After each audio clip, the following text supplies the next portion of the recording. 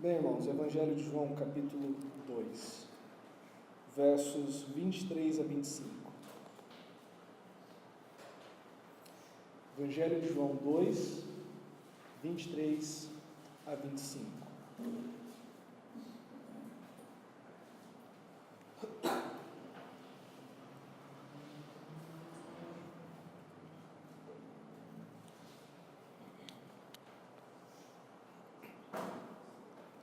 Diz assim: estando ele em Jerusalém, durante a festa da Páscoa, muitos, vendo os sinais que ele fazia, creram no seu nome.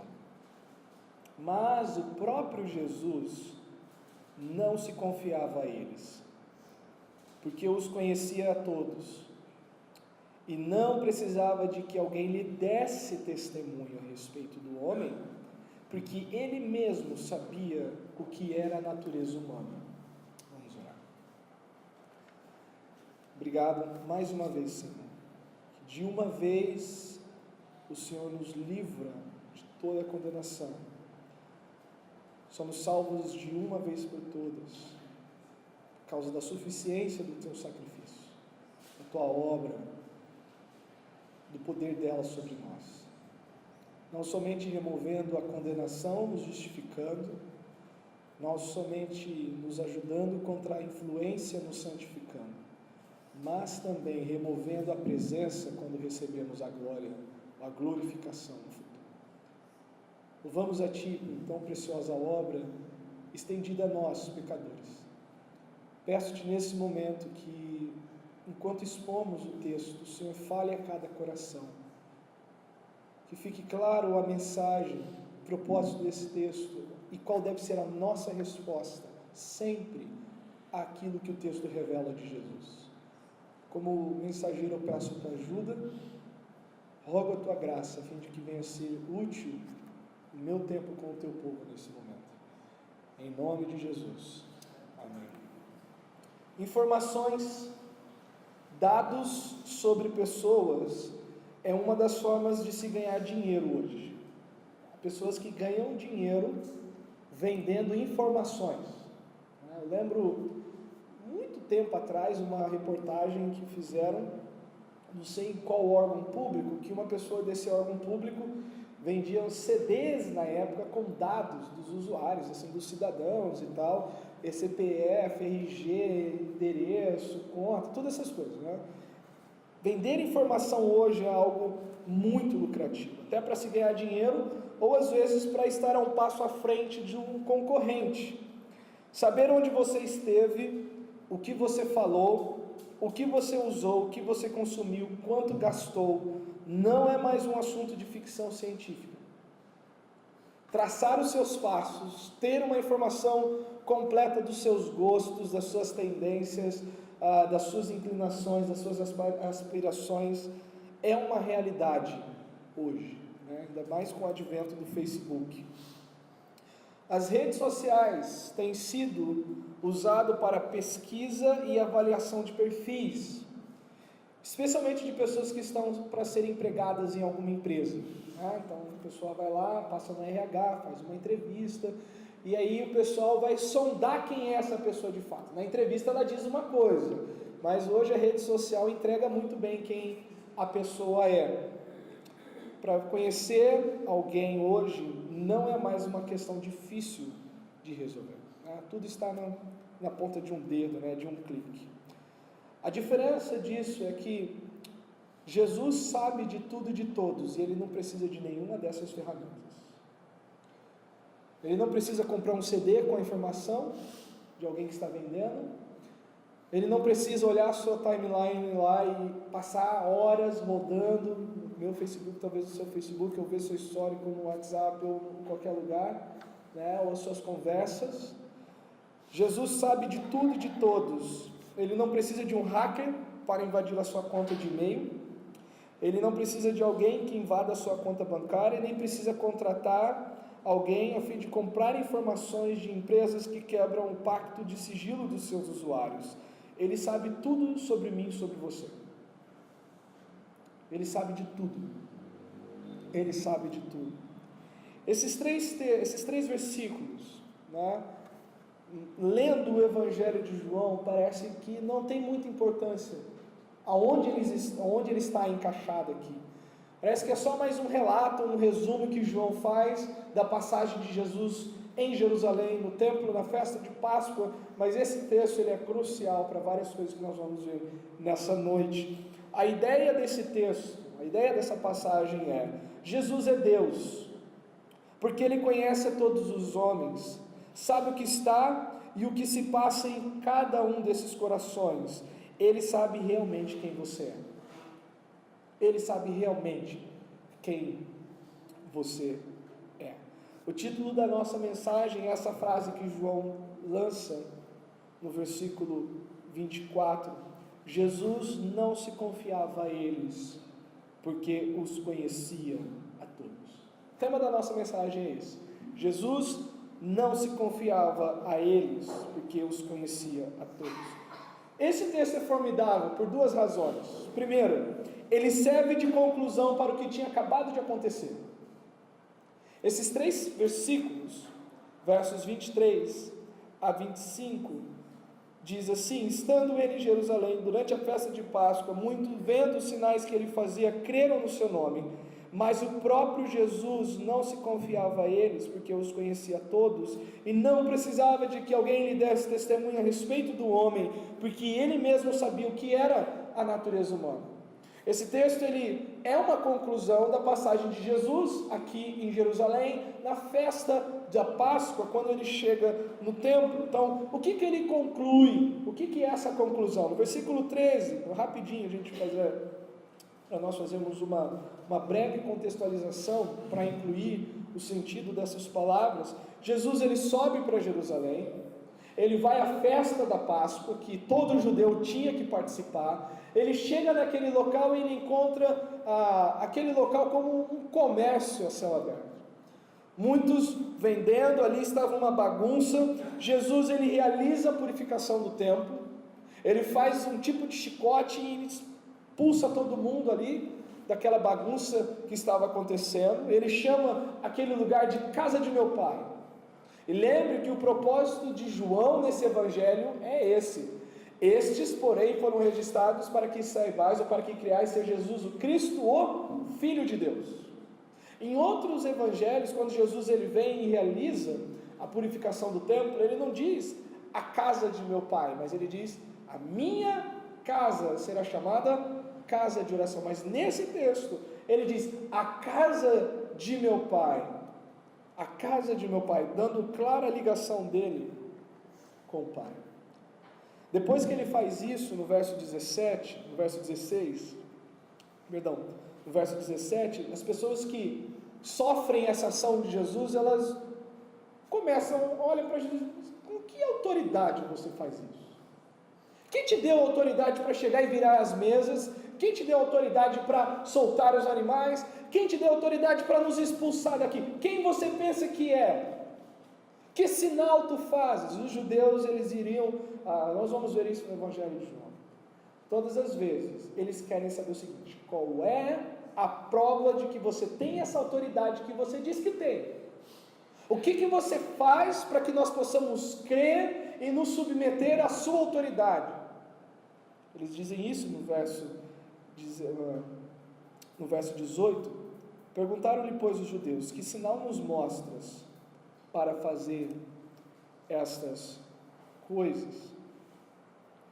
Eles estão interessados em saber qual é a autoridade, com que autoridade você faz isso. Essa é a parte que esse texto serve de conclusão.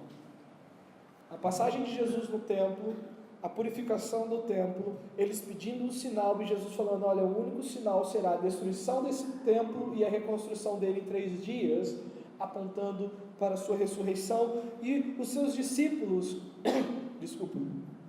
os seus discípulos logo após da ressurreição, eles se lembram dessa passagem, desse episódio, e creem na Escritura. Mas lembra, eu falei que esse texto ele é formidável, porque ele trabalha de forma dupla. Ele conclui algo que aconteceu, e ele introduz algo que está para acontecer. Ele olha para trás e diz: olha, a razão de tudo isso que aconteceu. E no verso 23 diz: estando ele em Jerusalém, durante a festa de Páscoa, esse relato que nós acabamos de ver. Durante a festa de Páscoa, muitos, vendo os sinais que ele fazia, creram em seu nome. Então essa é uma conclusão. Ele está ali, ele realiza sinais, as pessoas olham esses sinais e dão crédito à mensagem dele. Diz: olha, realmente ele é de fato quem ele diz ser. Ele foi enviado da parte de Deus. Mas também esse texto serve para o que vai acontecer. A conclusão de João, a narrativa, né, a constatação de João ao acontecido ali é a seguinte: mas o próprio Jesus não se confiava a eles. O que isso quer dizer? As pessoas creram em Jesus, mas Jesus não dava crédito a essas pessoas. As pessoas ouviram a mensagem dele, viram as obras sobrenaturais que ele realizou, e a constatação é: essas pessoas creram, mas Jesus não se confiava a essas pessoas, e dá duas razões. Primeiro, porque ele conhecia todas essas pessoas, ele sabia o que estava dentro daquele coração, do coração daquelas pessoas. E a segunda questão é que ele não precisava de que alguém viesse e falasse isso para ele. Não era um conhecimento que foi dado a ele. Olha, Jesus, vou te contar sobre o filho de Jessé que está ali, que falou que creu em você. Não! Ele tinha esse conhecimento nele. Porque ele serve de introdução para o que está para acontecer. O próximo texto de João 3 é um exemplo por que Jesus não se confiava aos homens. Esquece a separação por capítulos aí. Os editores, depois de um bom tempo, colocaram isso até para nos ajudar, mas nesse momento, o capítulo 3 não ajuda no fluxo do entendimento do texto. Ou o verso 23 a 25 deveria iniciar no capítulo 3, ou o capítulo 3 aqui esquece e pensa seguindo: Jesus está em Jerusalém, ele está no templo, ele está na festa de Páscoa, ele é o Cordeiro verdadeiro, ele anuncia uma mensagem, ele purifica o lugar, ele diz que aquele lugar é a casa do Pai dele, ele realiza sinais.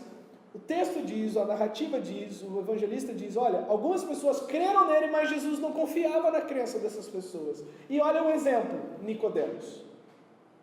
Quer ver um exemplo do porquê Jesus não se dava a confiar a essas pessoas? E aí vem a história de Nicodemos. Nós não vamos ver a história de Nicodemos hoje.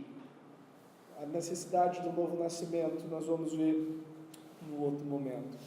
João, o evangelista, diz que ao mesmo tempo que alguns creram no nome de Jesus, no que Jesus dizia sobre quem ele era, o próprio Jesus não se confiava a esse grupo que supostamente havia crido nele. Esse texto serve de introdução para mostrar por que Jesus não se dava a confiar aquelas pessoas, e isso é exemplificado pela conversa de Nicodemos com Jesus. Então essa conversa vai ficar em stand-by e nós vamos ver daqui 2 domingos, né? Domingo que vem nós temos culto cantado.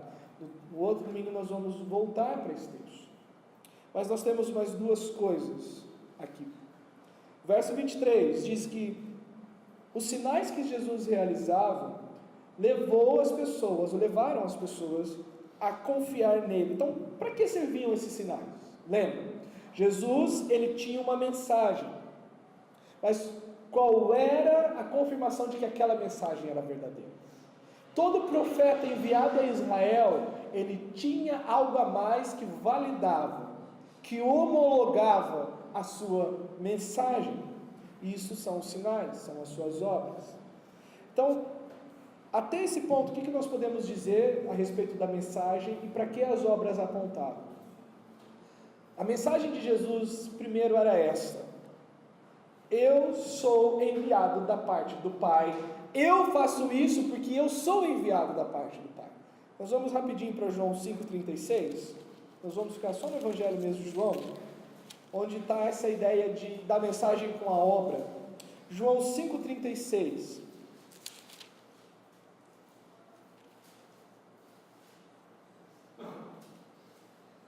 Jesus, naquele momento, né, nós podemos falar sem sombra de erro, que o que ele estava falando, a mensagem que ele estava dizendo era essa: eu sou o enviado da parte do Pai, João 5,36, mas eu tenho maior testemunho do que o de João, porque as obras que o meu Pai me confiou para que eu as realizasse, essas que eu faço testemunham a meu respeito de que o Pai me enviou. Então a primeira questão da sua mensagem era essa: eu estou aqui porque eu fui enviado pelo Pai. Mas a segunda parte da mensagem, que as obras que ele realizavam atestavam, é o seguinte: não somente eu tenho alguém me dando uma autoridade por ter me comissionado, mas sabe de uma coisa? Eu sou filho de Deus, eu sou Deus. As obras que ele realizavam apontavam para isso também. João 10, verso 24 e verso 25. João 10, 24 e 25.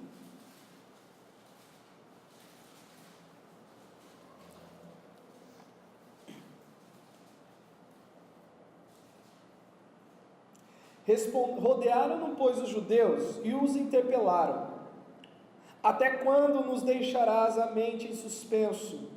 Se tu és o Cristo, dize-o francamente, confesse. Jesus respondeu: já vou-lo disse, não credes. As obras que eu faço em nome de meu Pai testificam a meu respeito.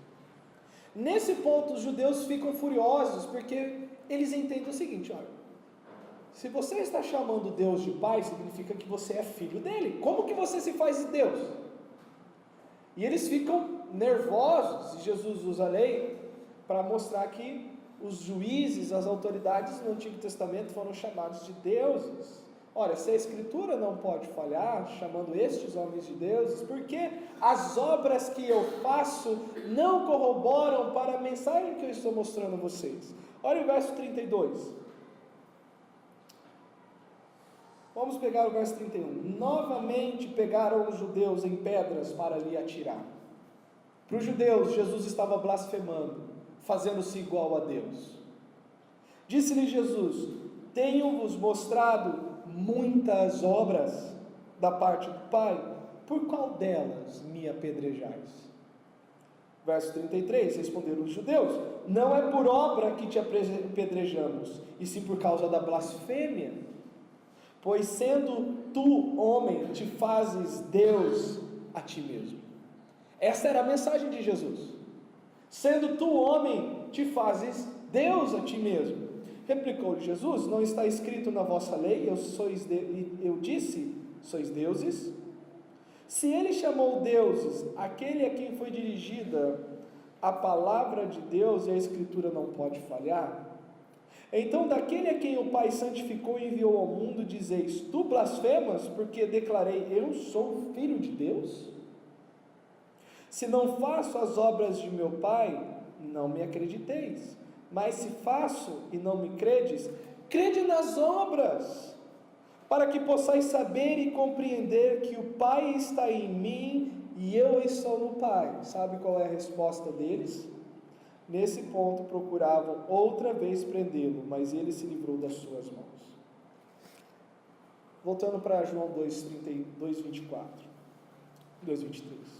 As obras que Jesus fazia atestavam essa mensagem: eu sou enviado da parte de Deus, eu sou enviado da parte do Pai, eu sou filho de Deus, eu sou Deus. Algumas pessoas viram isso e deram crédito, mas João diz o seguinte: Jesus não confiava nessas pessoas.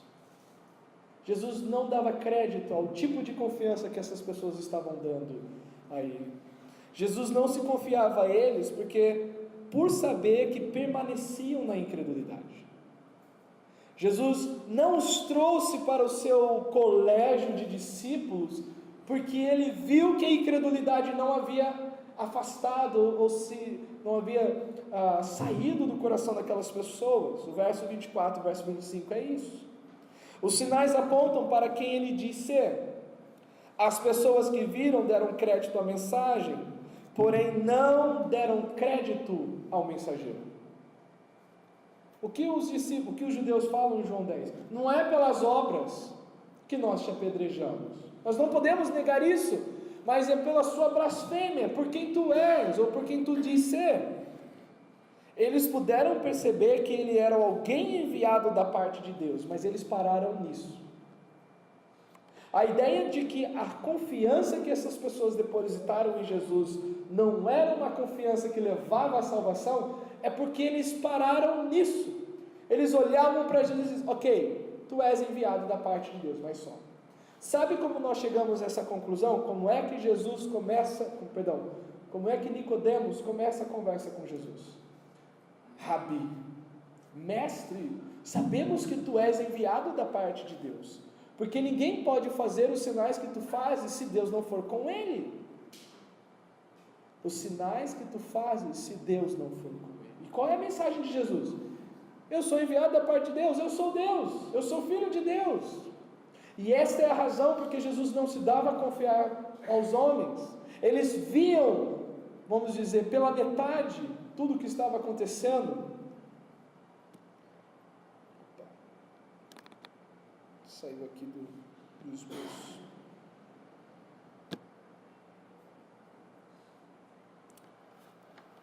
Apertei sem querer, saiu do esboço aqui. Eles viam pela metade o que estava acontecendo. Só abrir o esboço aqui de novo.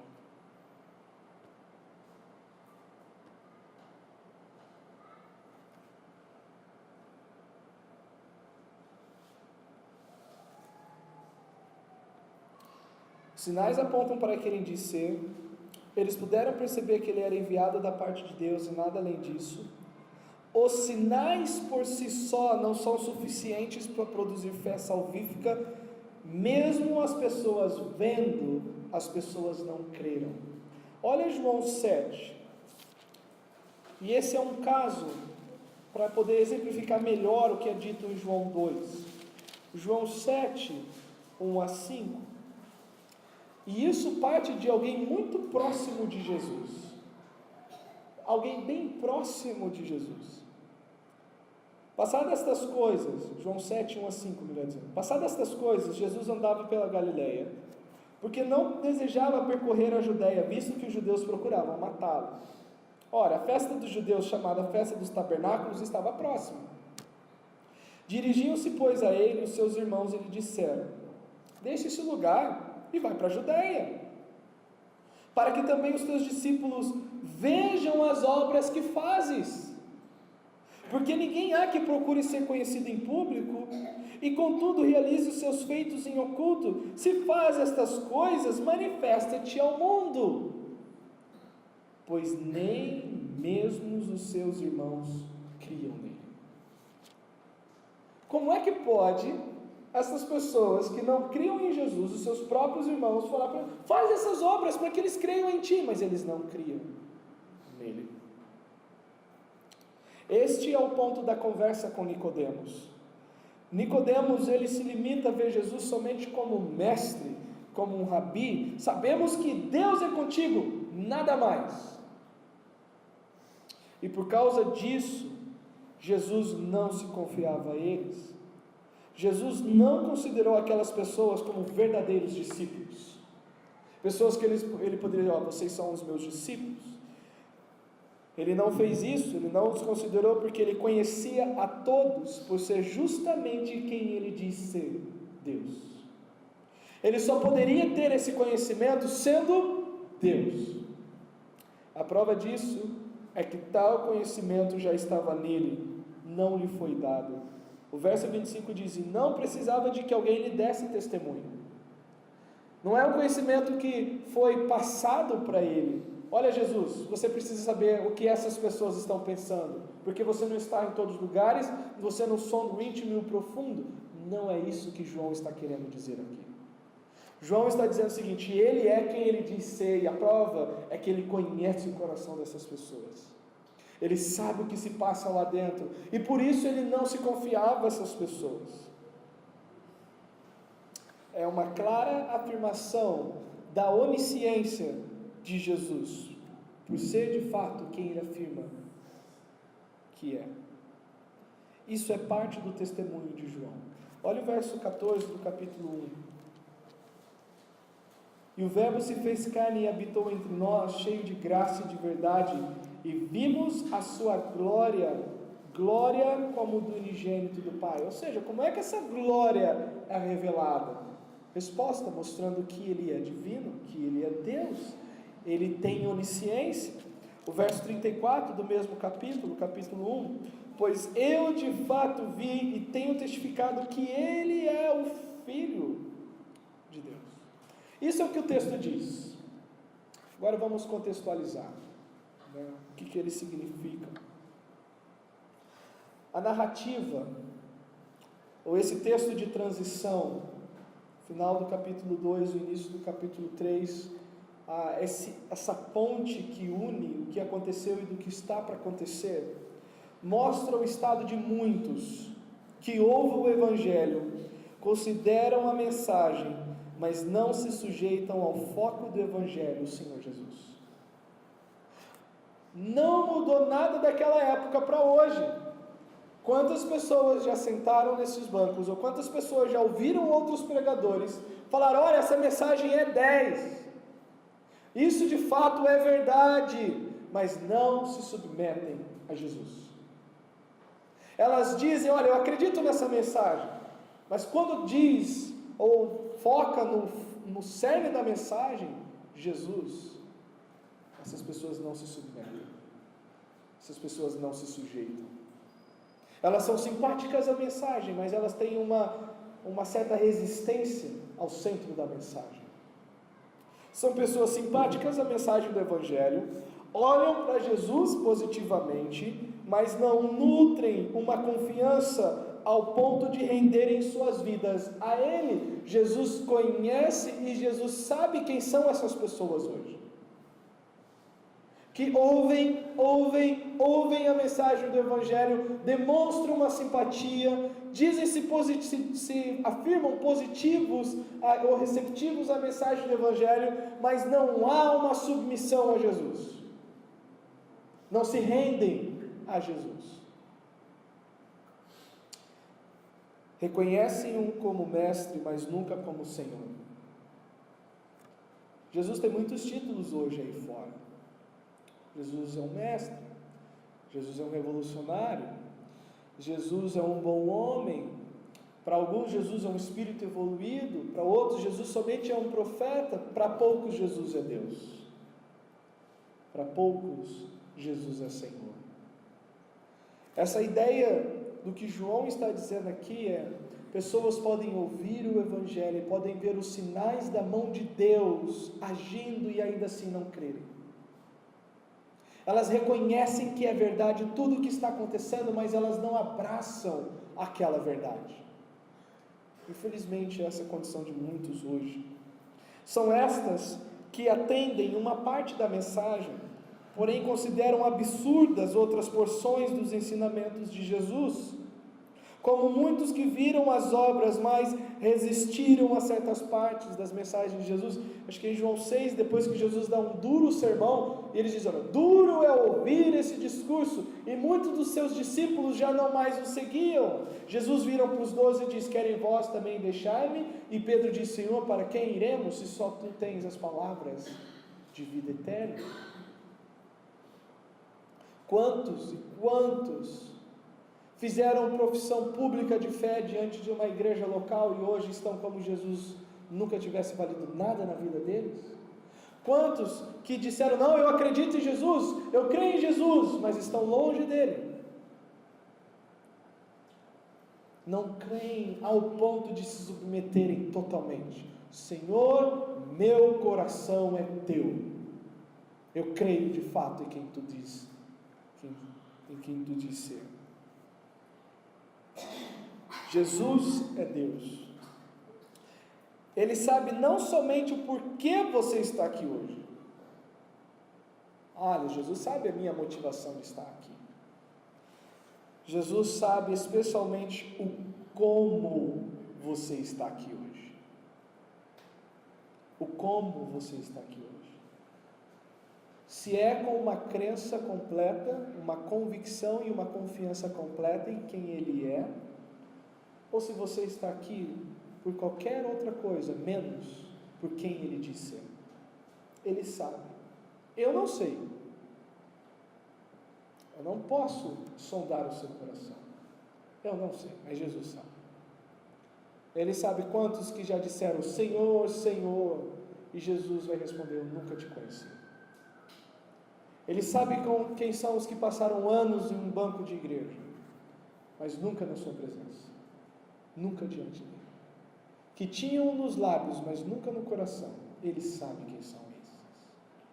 Ele sabe, e ele vai revelar esses um dia. Jesus, ele é Deus, e a declaração de Jesus conhecer a todos é porque ele sonda os corações. Aquilo que a rede social não mostra, aquilo que a nossa conversa oculta, Jesus sabe. Jesus conhece. Ele sabe quem de fato crê ao ponto de confiar. Ele sabe fazer a distinção destes daqueles que acreditam somente para considerar. Olha, eu considero essa mensagem, mas eu não creio plenamente nela. Ele sabe isso porque Ele é o Senhor, que esquadrinha o coração, prova os pensamentos e discerne a real motivação de cada um. E a pergunta a essa altura do sermão é: o que Ele sabe sobre você? Lógico, você vai dizer, Ele sabe tudo, mas a questão é, o que Ele sabe sobre você em relação a Ele? De fato você crê que Ele é Deus? Que Ele é o Senhor, e que isso lhe leva a render-lhe e prestar-lhe o culto que lhe é devido?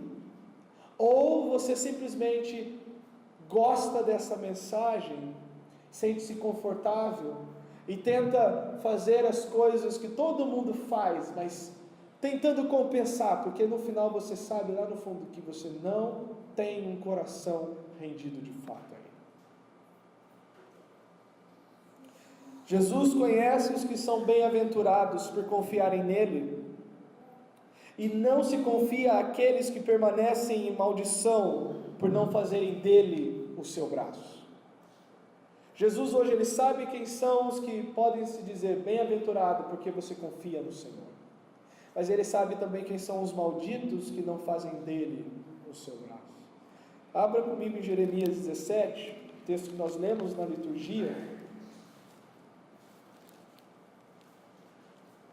Jeremias capítulo 17, o profeta está pregando a nação de Israel num momento crítico, num momento de exílio, e que nem naquele momento, nem naquele episódio, nem naquela situação difícil, eles estavam confiando no Senhor. Ao ponto do profeta, o Deus pela boca do profeta dizer que o pecado deles estava escrito com ponta de diamante no coração, algo que não tem como apagar, não é escrito na areia, que fácil de apagar.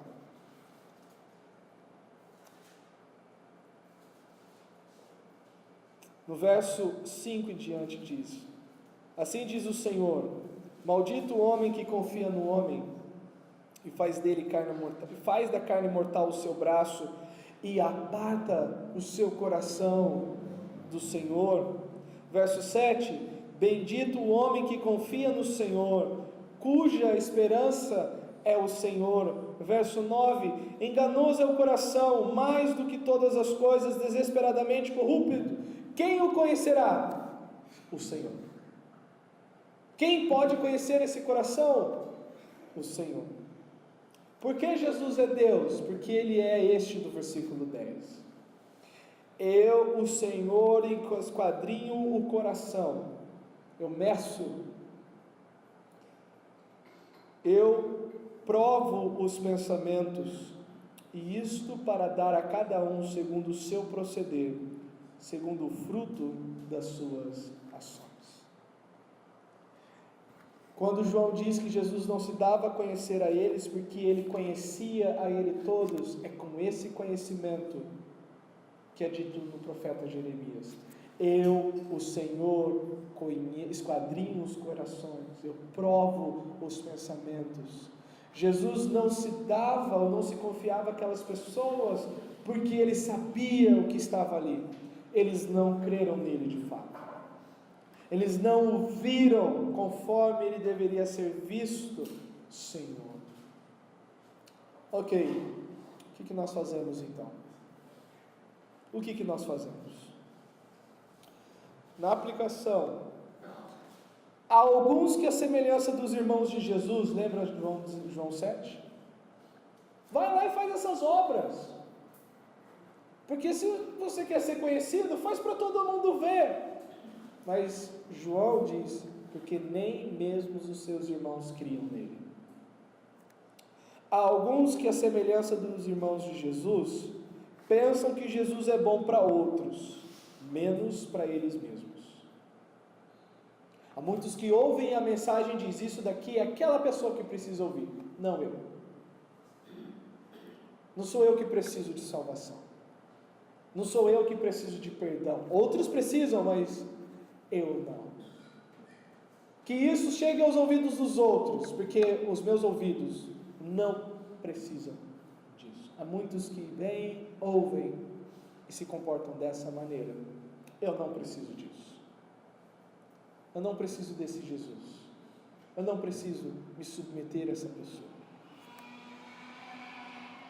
Há alguns como Nicodemos, ainda que nós não tenhamos lido a passagem do capítulo 3, mas é bem comum e conhecido de todos que Nicodemos vai à noite conversar com Jesus e ele introduz a conversa colocando Jesus como alguém de fato digno de aceitação. Olha, Deus é contigo, tu és o mestre, sem nem ter feito seminário. Ele era, vamos dizer assim, o representante teológico de Israel ali, Nicodemos. E ele é como se eu, que só tenho um bacharel de teologia, fosse conversar com alguém com um doutorado em teologia.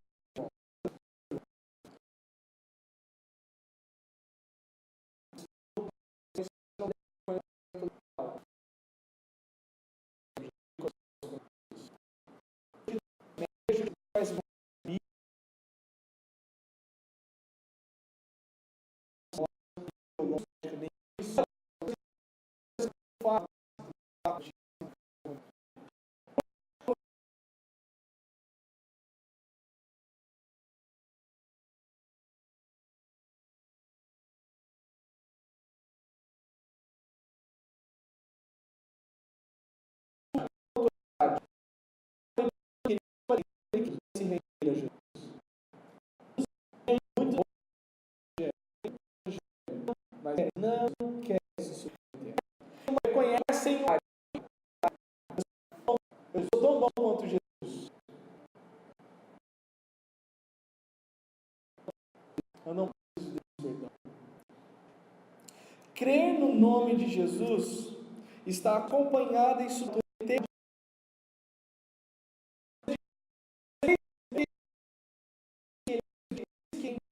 em quem diz ele ser, significa que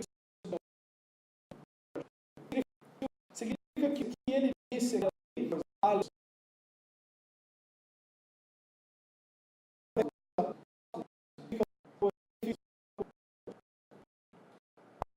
mas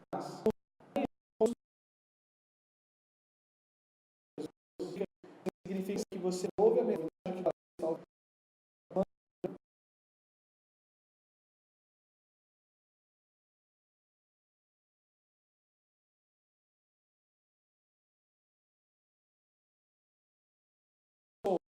só boca para fora, porque o coração de fato não está aos pés da cruz.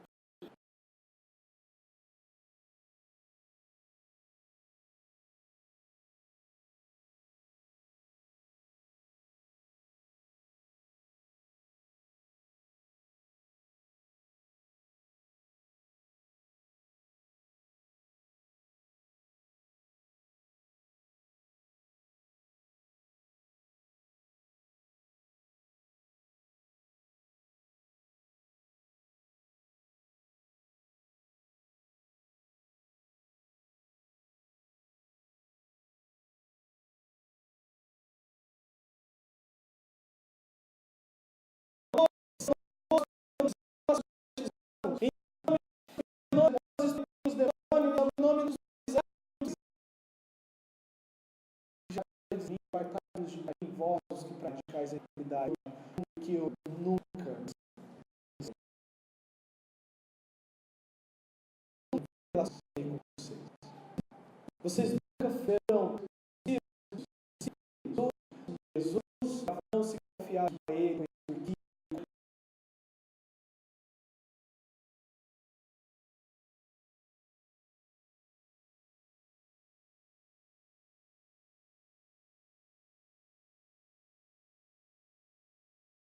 enganarmos a nós mesmos. Conforme a palavra diz, enganamos o coração,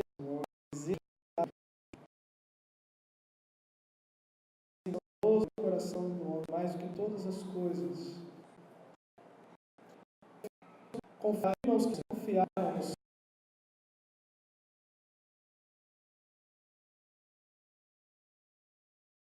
Uma brisa que alivia no dia de calor, como uma água que mata a sede e hidrata o corpo.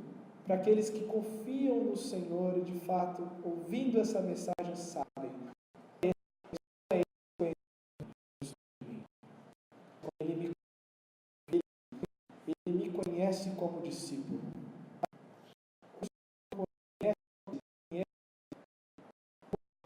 Como pessoas que não submetem ao Senhor.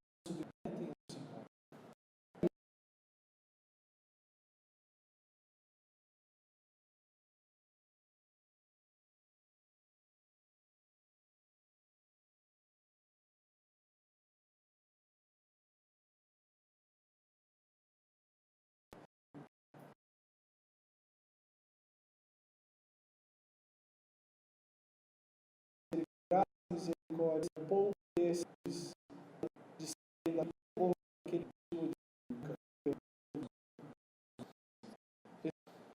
esse é o nosso rogo. Nós vamos saber, vai nos mostrar em João 3 que é o Senhor que produz isso. Não é algo que eu posso produzir, não é algo que eu posso produzir, é algo somente